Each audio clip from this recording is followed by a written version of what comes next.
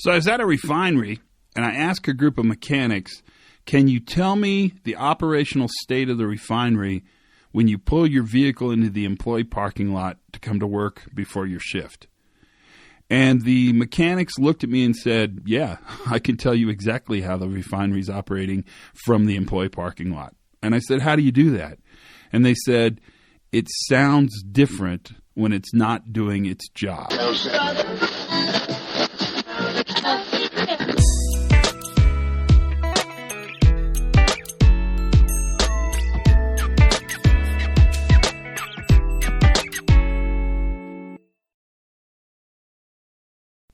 Hi, everybody, and welcome to the Pre-Accident Investigation Safety Moment. I'm your host, Todd Conklin. How are you today?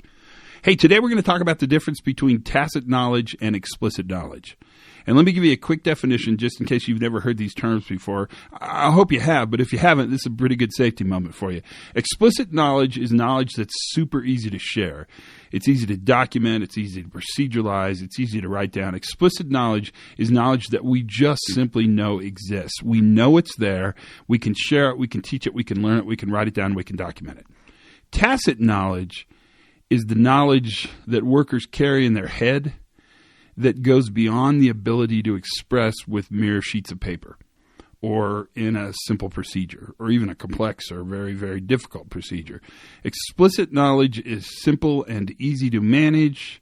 Tacit knowledge is the years and years of experience, just the feeling, the gut instinct. Something there tells you that this is right or this is wrong.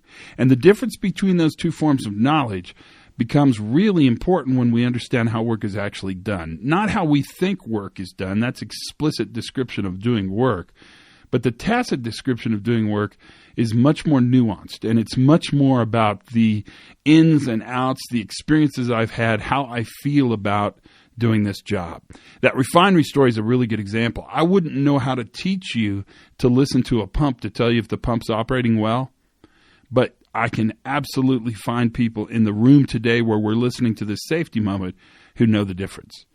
And that's what we want to try to capture and understand. The problem is that a procedure can only capture explicit knowledge. That's all it can capture. You'll never be able to write a procedure ever in a million years with $1 million that could ever encompass the tacit knowledge that workers carry around with them. That tacit knowledge is what you rely on in order to do work successfully, to get to the production that you want to get to add value to the world. But it's also what you rely on for the quality, for environment, for operations surety, for operations excellence, and for safety. So what do you do with this? It's a pretty good question, too, because I'm sort of presenting a problem that doesn't have a solution. Except to say that by presenting the problem, I think we've already sort of introduced our potential solution. You must understand, and I know you do, that much of what keeps your facility humming along cannot be captured in the category of explicit knowledge. That much of what you rely on to create safety or operational excellence in your facility really exists in that realm of non-describable abilities that your workers carry into the workplace. You have to build space and recognize the expertise that workers have in order to understand and accept the fact that much of what is done in your facility is on the tacit knowledge side of the equation.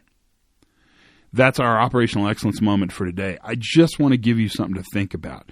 But now what I'd like you to do is take a moment and talk about what I just said, because that discussion, on the end of this tacit knowledge discussion, that's where the money's made. Until then, my friends, do something very, very cool every day. Have as much fun as you can. Learn something all the time. And for goodness sakes, be safe.